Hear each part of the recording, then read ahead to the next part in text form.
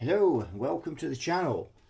So I've got an Egnater Tweaker 40 on the bench. We're going to have a look at this amp. The customer wants the output tubes changing on this amp. So I thought while we're doing that, we'll have a good look at this amp.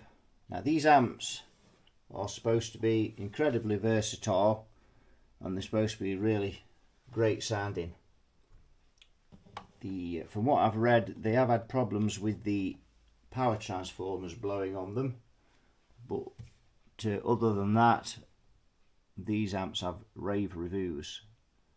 So this is looking quite an interesting bit of kit. I'm quite looking forward to getting into this and plugging the guitar into it. So let's just have a look what we've got on this front panel, because we've got quite an array of switches and things. So we have, let's just put another light on as well. There we go, that's better. So we've got Master 1 and Master 2. It looks like we've got a master volume for each channel there. And we've got Vintage and Modern, so we've got a switch there. Same on the Master 2. Got USA or Brit on there. And we've got tight and deep, clean and hot, normal and mid-cut, and bright and normal. That's on game 1, and we've got the same switches on channel 2. We've got channel 2 select, oh sorry, we've got channel select there. See if we've got a foot switch on the back. So we have indeed, yeah, we've got a foot switch there, speaker sockets, nice switch there for your impedance selection, effects send and return, usual deal. So we need to check the fuses, make sure they're correct. We'll get the back off it, and looks like it's got ruby output tubes in it there. Let's get the back off and have a bit of a look. Right, so we've got the back off, and the first thing we find is a fan. If we look at that fan, it's blowing air onto the power transformer by the look of it. So we'll just unplug that.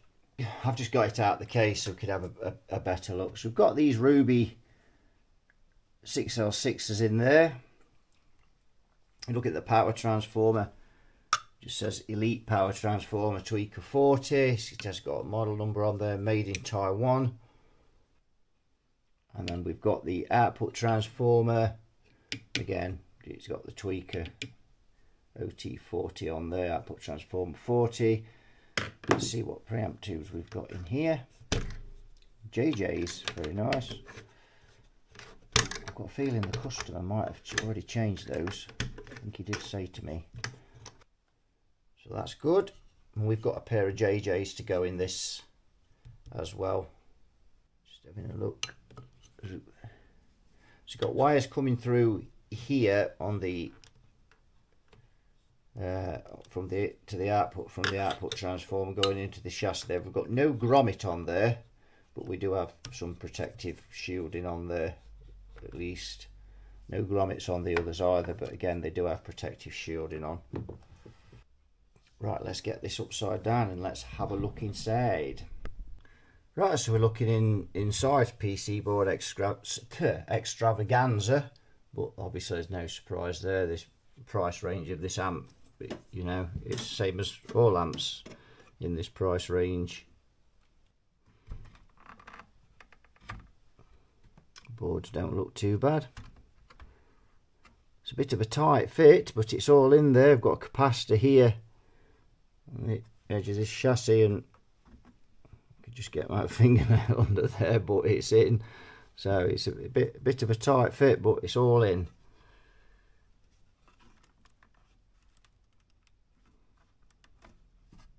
All seems tidy enough. Been some soldering done on those tube sockets, and they've not cleaned off the flux. Can't see that that's come from the factory. It might have done. And one of the things that makes me think that they have been resoldered is that they are all very, very shiny. If you look at all the other, they seem to have a tinge of oxidization on them.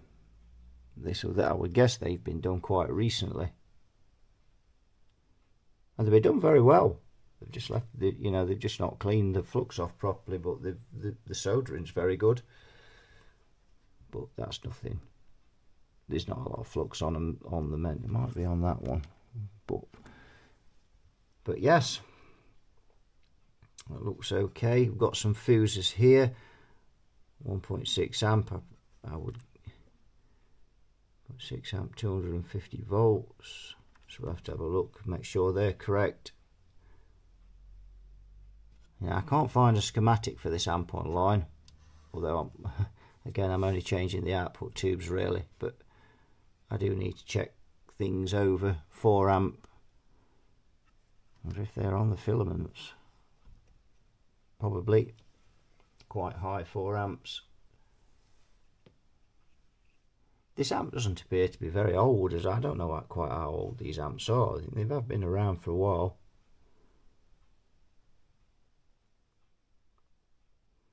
It looks good. The caps all look good.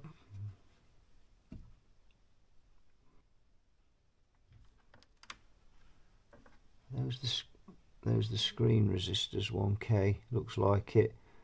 And that makes a change from seeing 470s in there, so that's good. Usually see 470 ohms in most amps. I always think that's a bit low. 1K is about is ideal. So that's what they look like, quite near the power tubes, so I'm guessing they are.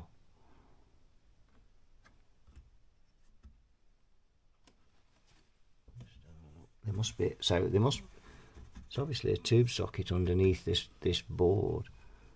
I don't know if something's been spilt in this at some time. Just have a look.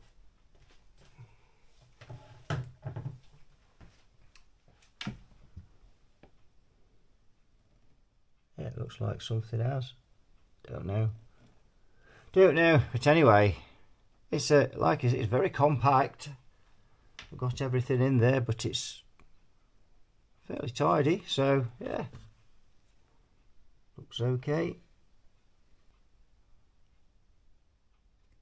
But yeah, they've definitely been resoldered. They've been done really well.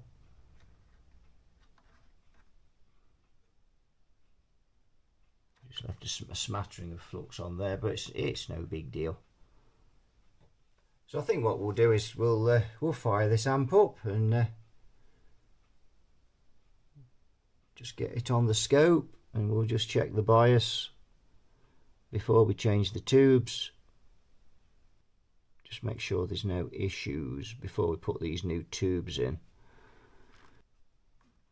So it's going to take me a minute or two just to figure out, because these, as I say, they're quite compact, these wires. So I just need to find centre tap,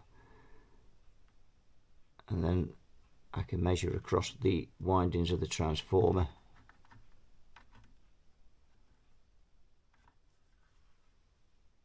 Yeah, bias, that's the bias pot. It actually is labelled.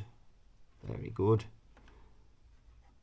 So all looking good with this amp. There's just this, you can just see this capacitor here has got pushed close to that, or close to that screen resistor there, and if that was to burn up, it would burn out that capacitor, and unfortunately the way that's been put in, so that's a little bit close for comfort, that is, but no big deal. And to be fair, it's easy enough to, if it does burn, the resistor ever did burn up, it's easy enough to change that cap. So, you know, in an amp like this where you've got so much, it's so compact, you know, you're just going to find small things like that, but it's not the worst, is it? It's only a couple of minutes if you've got to swap that. Got some test points here, so I don't know whether they're for the bias or not, but I always use the shunt method. That way I only have to worry about my meter being out and not any of the other components. But right, so I'm just looking at the wires that's coming through here from the output transformer, and we've got a red wire which I think is centre tap, we've got a blue wire there which I think is plate, and we've got a brown wire there which I think is plate. So the first thing is to check these tube sockets and see if we can find continuity. It's quite difficult to see in there. Just yep, so that looks like the plate on that one, and I'm guessing the brown wire's the same there. Let's just have a look. Yep, so let's see if we've got a resistance here from this one to here. We've got 121 ohms, 121 ohms. Right, let's try the blue wire, blau. And we've got 110 there. 110.4, so we've got a little bit of difference in those. I've just took some readings, so the volts drop on the brown, which is this tube here, tube on the left, is 4.18, and the volts drop on the other side, on the blue, is 3.45, and we've got 426 plate volts, 34 milliamps.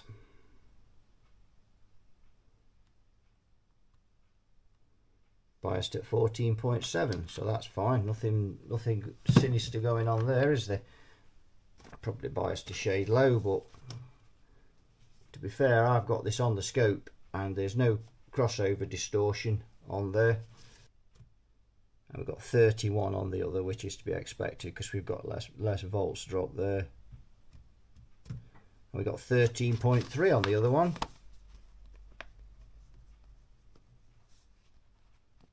So a bit of a discrepancy between those, but they're the old tubes, so they're coming out, so it doesn't matter. So why have I just checked the bias on the old tubes? Well, just to make sure before I put the new tubes in that we're not facing any problems. You know, if I'd have done the bias and we'd have like a tube at 20 watts and another one at 15, something like that, then I'd suspect there may be a problem, but there's no problems there, so it's nice and safe to put the tubes in. So before we put them in though, we're going to turn the bias down cold on this amp. Right, I've got the new tubes in, the JJs, so I'm just going to run it up on the current limiter to start off, just to make sure there's no issues.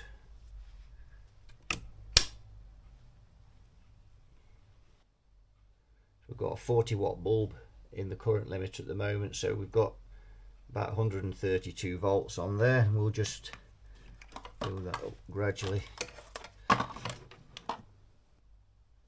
There we go, we've got 228 volts on the plate at the minute, so no biggie there. There we go, so just put another 40 watt bulb in now, so we've got 80 watts. That's brought the voltage up. 336 on the plate. Right, we'll flick it off the current limiter. Should be good to go. The bias has turned right down now. I've got 443 plate voltage. We had 426 before I turned it down. Right, so I'm just going to turn the bias up now. Got these tubes in, and I've got a signal going through on the so let's just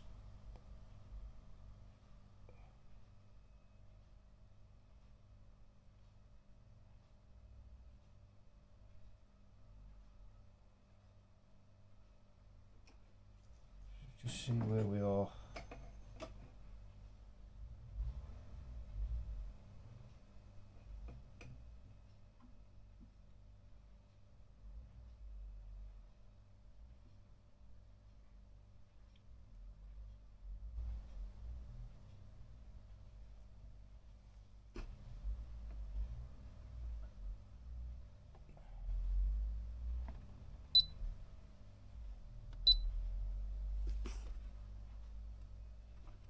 Turn that up to 1 kilohertz.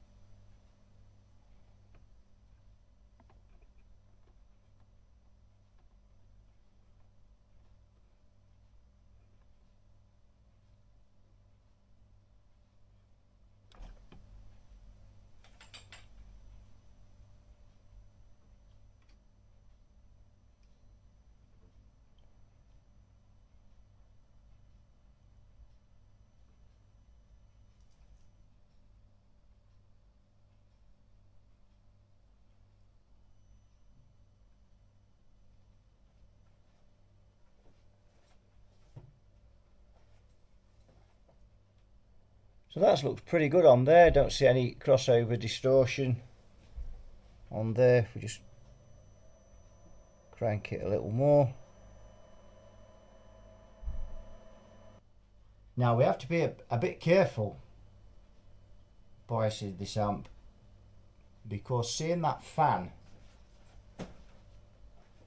over the transformer makes me think that this transformer is a bit underrated, so we don't want to be biasing this at 70%, which would be 21 watts. The last set of tubes are only biased at 13.3.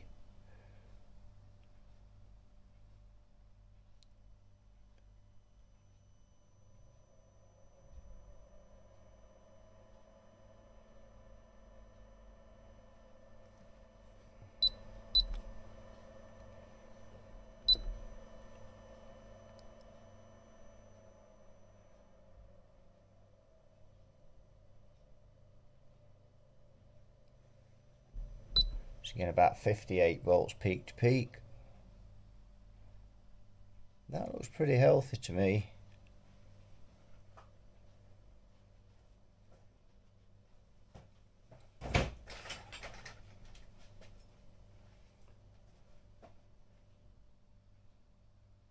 So let's just see where the bias is roughly at that now. So we've got a 4.1 volts drop at idle.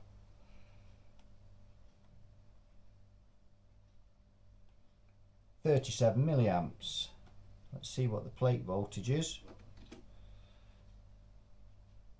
428, and they're biased at 15.9 watts, which is just a little more than what we had before.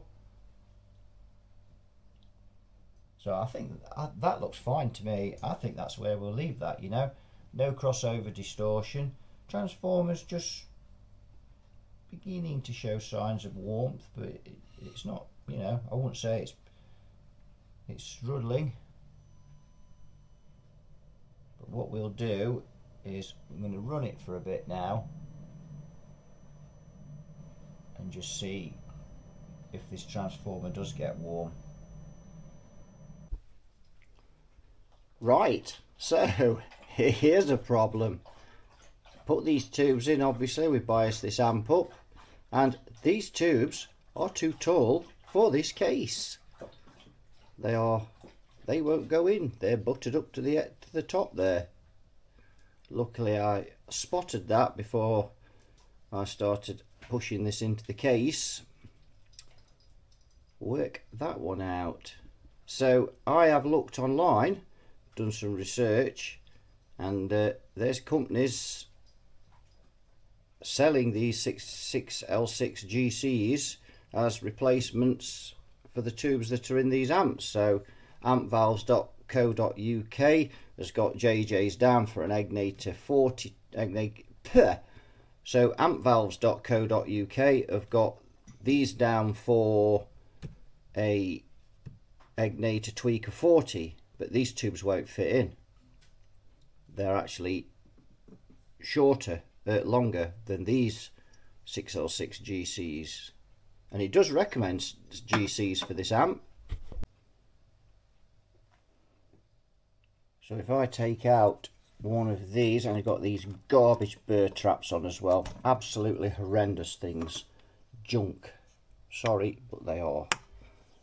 And you can actually see there on those tubes, if we look, you can see that the 6L6JJ is considerably bigger.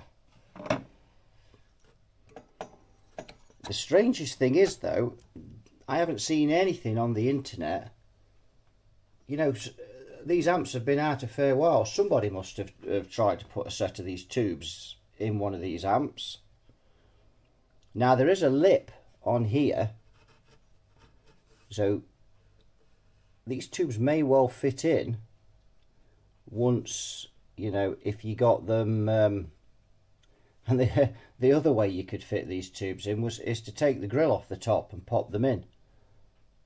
The problem I have with that is that if someone doesn't know that, and then they're pulling this out, and it's, you know, it's like when you're pulling chassis out of amplifier cases, it's stuck and it won't go, so you're pulling on it, next thing it gives way, and you just smash the tubes on the edge here, or just bend all the pins and the sockets or whatever, damage them. So more than likely with these burr traps, who knows what will happen. So that looks to me like a severe case of measure twice and cut once not. So I really don't know what to do with that. I kind of feel like if I put this in the case and shove those tubes through from the top, I'm not sure if they'll even fit then, you know. I think they might just, but I kind of feel like that's botching this up, really. Seems silly that, you know, for the sake of another inch.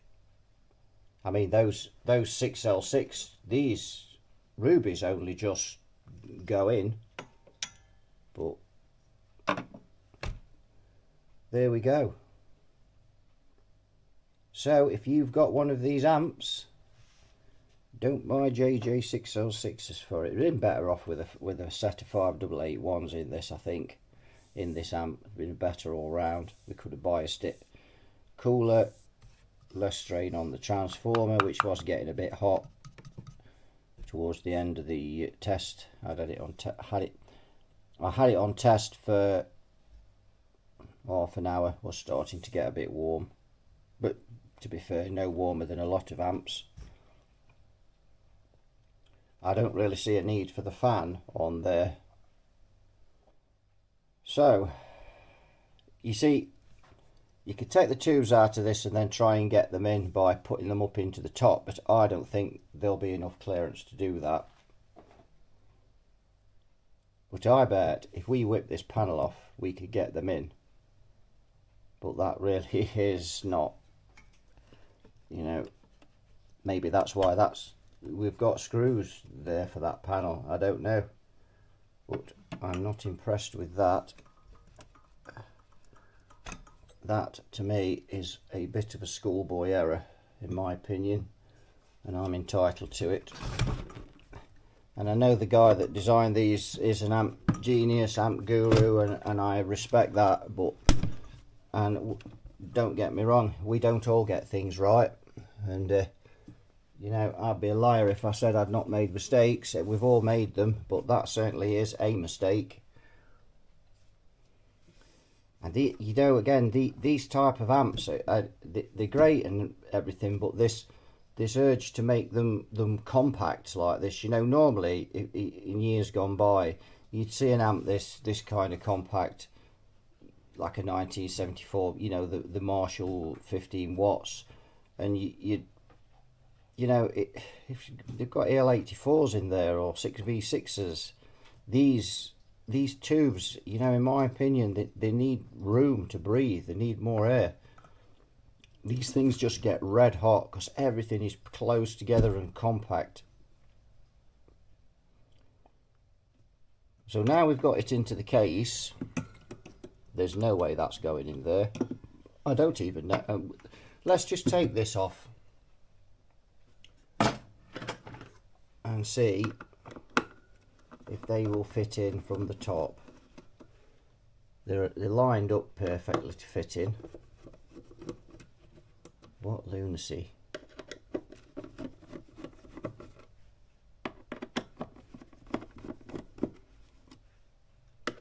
You know, I try to see the best in things, and I don't like criticising things,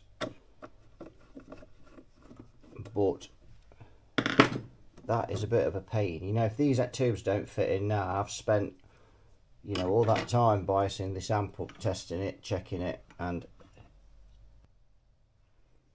let's see them.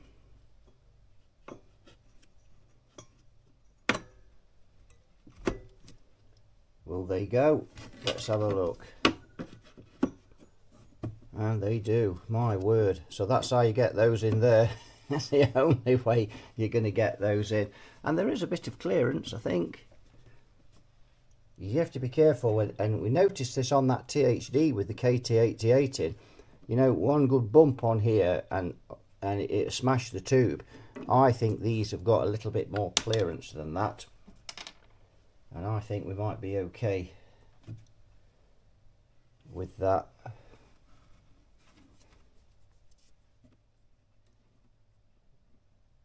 Yeah. Yep. So that's about how much if I actually put that in there, measure it with my thumb roughly. That's not a huge amount of clearance, but and that there is a bit of flex in that. If something really belted that, it may just crack the top of that tube, but not as close as the KT88 was on the oops, that's the old ruby that I was using to compare. Let's put the right tube in full. There we go.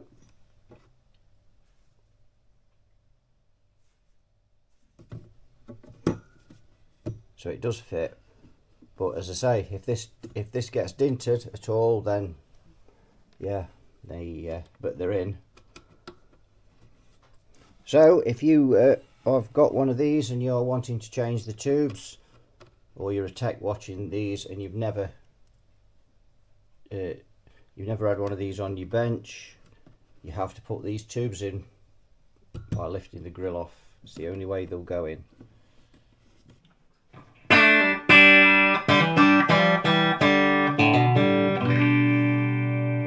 Right, so we've got this Egnater amp plugged in, and it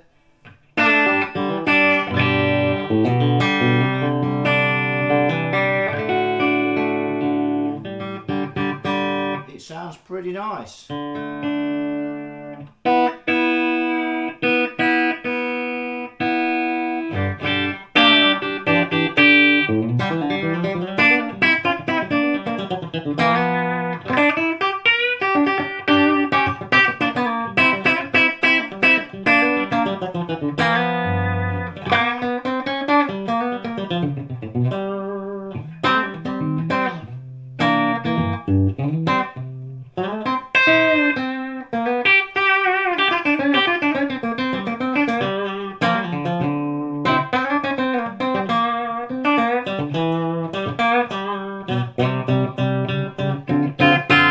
Let's have a look at a few of these gadgets we've got on here. I have to put my glasses on because I can't see those, really tiny.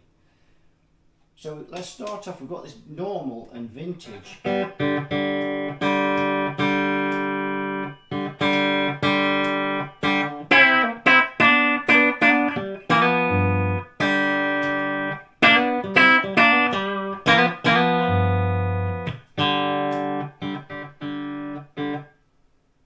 Master one, yeah, that's right. So that just seems to go a bit quieter when you flick it on vintage. It does, but maybe that works better when it's cranked. We've got USA and Brit.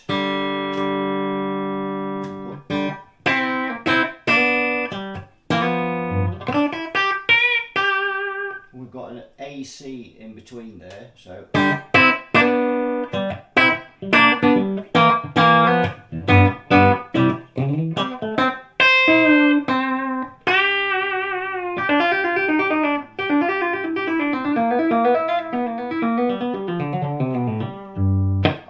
With my glasses off.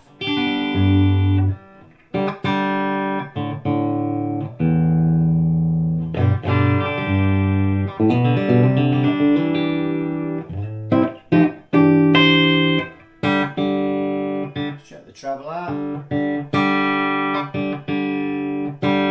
That's alright, nice.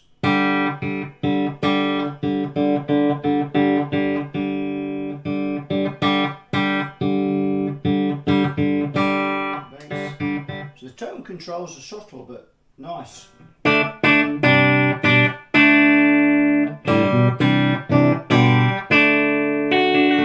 That sounds excellent. So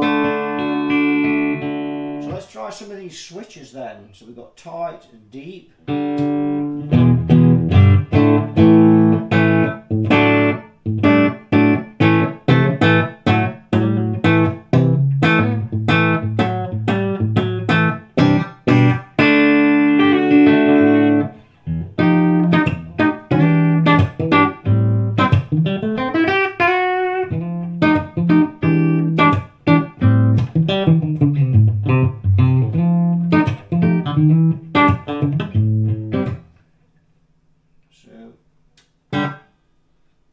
Clean and hot. Wow.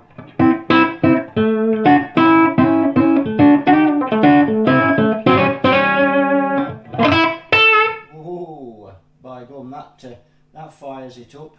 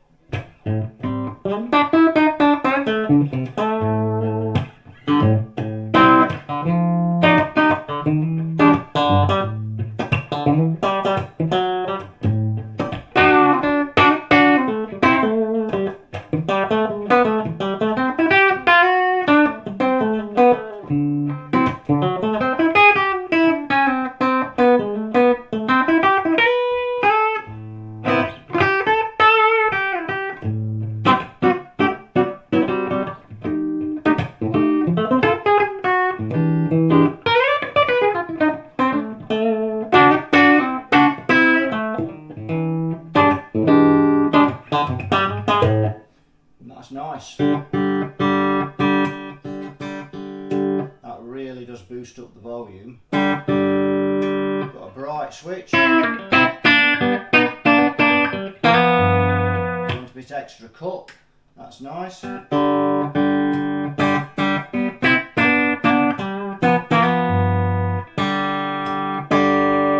Mid cut there just tightens it up. Normal mid cut. So there we've got a normal, mid-cut, we've got normal and bright on that top switch there. Bottom left switch we've got clean and hot, and we've got tight and deep. Sounds almost rude.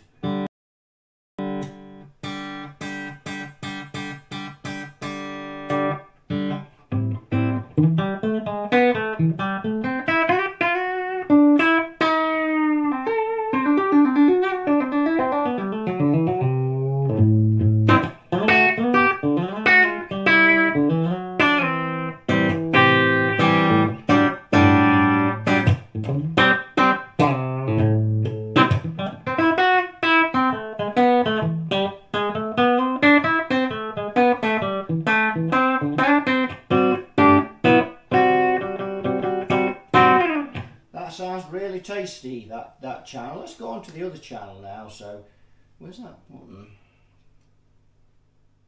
There it is. Wow, so instantly you can see that.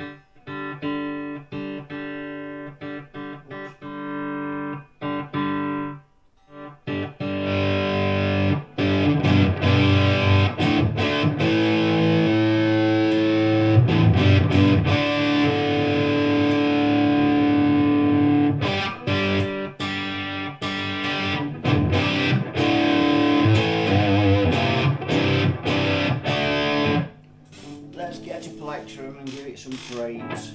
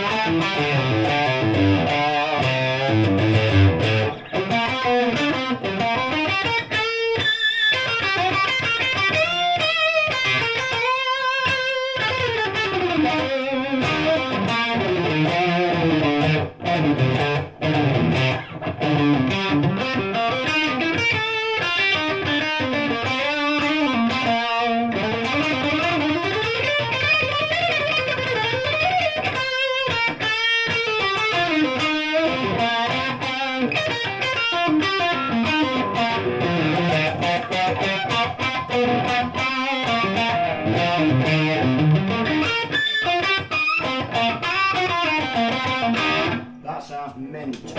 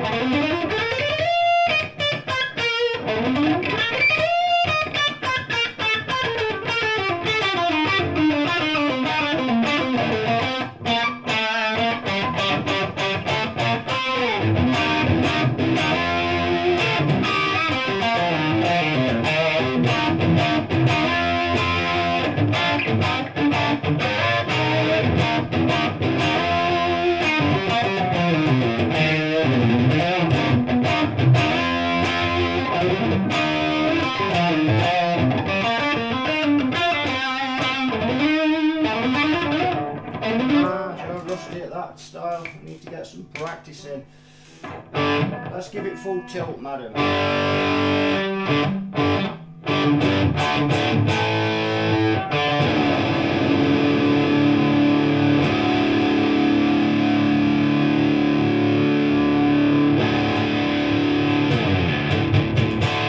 So that's the mid cut in there now.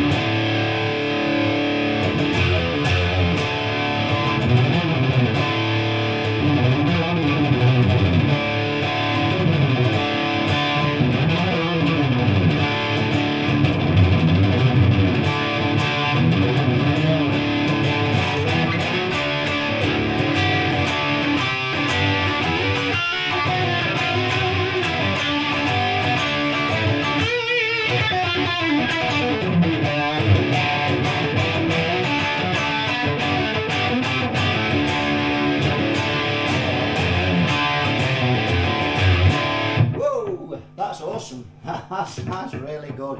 That really does sound good. That's the best overdrive I've heard on an amp in a long time.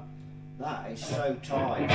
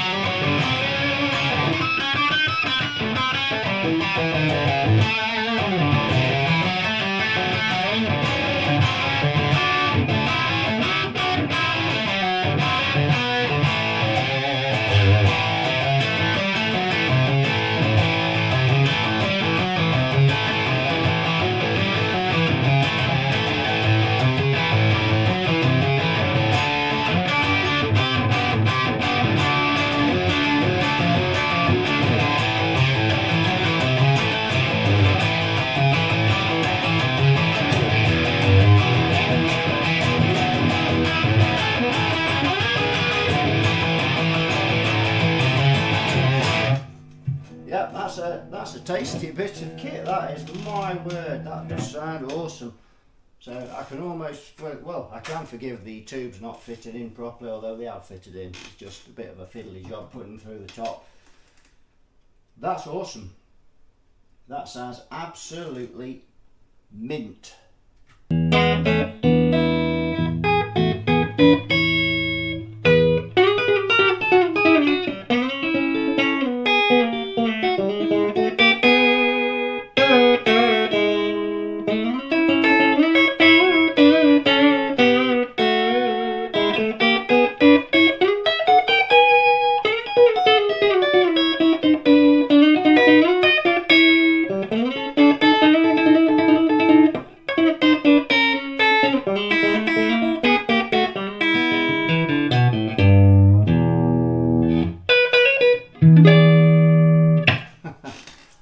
That's a great amp, that really is a tool.